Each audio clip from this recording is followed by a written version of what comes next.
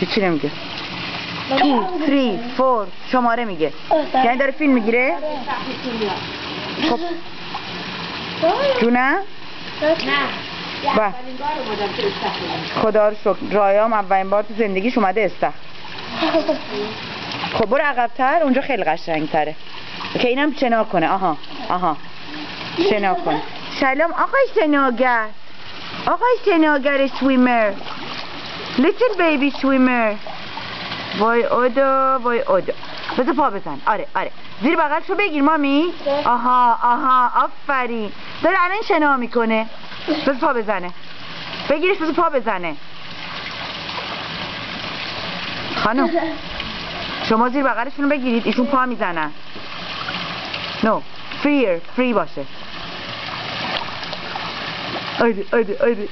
آره روشن تو هم برو اونجا عزیزم.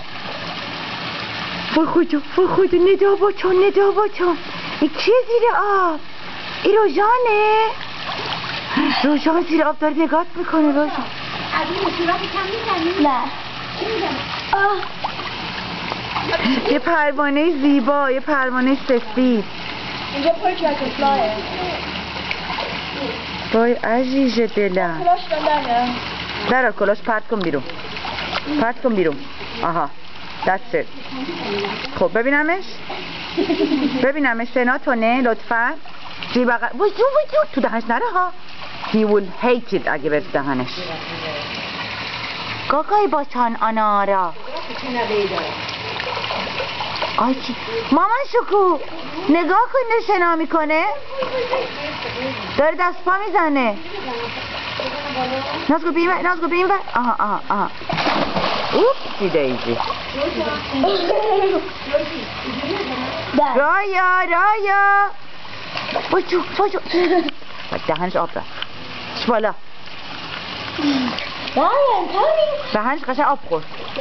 وای بیشرف داره کیف میکنه. نازگل پرفکت. یعنی تازه فهمیده چیه. الهی من قربونت برم. تازه فهمیده چیه دیدی؟ تازه فهمیده. Now he knows what it is all about. He's loving it.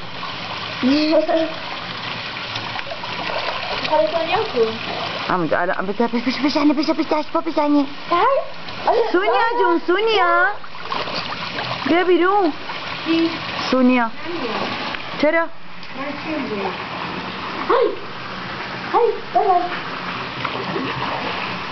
آخه چه قشنگ.